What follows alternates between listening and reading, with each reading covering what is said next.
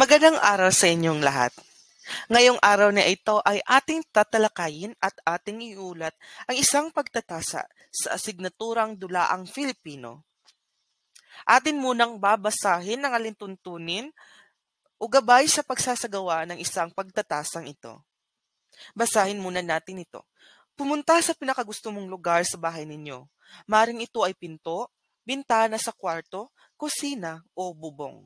Tignan mong mabuti ang paligid na pinakamalapit sa iyo o ang abot ng inyong tanaw. Ilarawan ang paborito mong lugar sa inyong bahay gamit ang iyong mga pandama. Huwag mong ririndahin ang iyong sarili.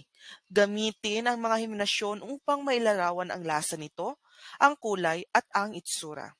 Gamitin ang chart sa ibaba sa pagtatala.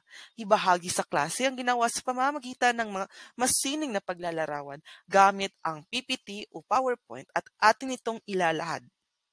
Kung makikita natin sa ating chart na ginawa, ang lugar na pinakagusto ko ay bakuran.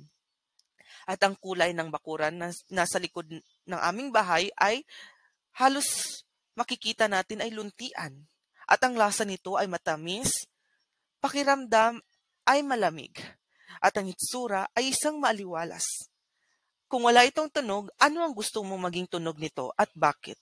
At ang ating tugon sa ating chart na ito, huni ng mga ibon, lagaslas ng tubig mula sa nagigib ng tubig sa balon, at pagaspas ng hangin. Ngayon, sisimulan natin sa paglalarawan ng ang isang lugar na pinakagusto nating puntahan sa aming bahay. Lugar na ako'y nagninilay-nilay. Lugar na maaari kong magpahinga at lugar na nagpapasigla ng aking buhay.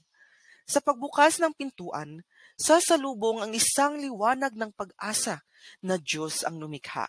Isang lugar na maaari kong puntahan sa aming bakuran na nagliliwanag ang kulay ng mga nagluluntiang mga halaman at puno. Kay sarap limi-limiin at isipin ng isang paraisong nagpupuno ng aking sigla. Malalasap ang isang matamis na yakap ng isang malamig na simoy at nagbubulong ang hangin sa aking tainga. Mararamdaman ko ang isang presko at natural na daloy ng kapaligiran. Mababanaag din sa bakuran ng isang maliwalas at malinis na lugar. Walang usok, walang dumi, alikabok at mga bagay na hindi ka nais-nais tingnan. Isang mapayapang paraiso na ang tanging maririnig ay mga huni ng mga nagkakantang ibon. Lagislas ng tubig na nagdadalisay at nagkikintabang patak nito at nakahihiling pagaspas ng hangin na nagpapakalma ng karamdamang puno ng sama. Libutin may kay inam, bakuran naming kay sarap pagmasdan.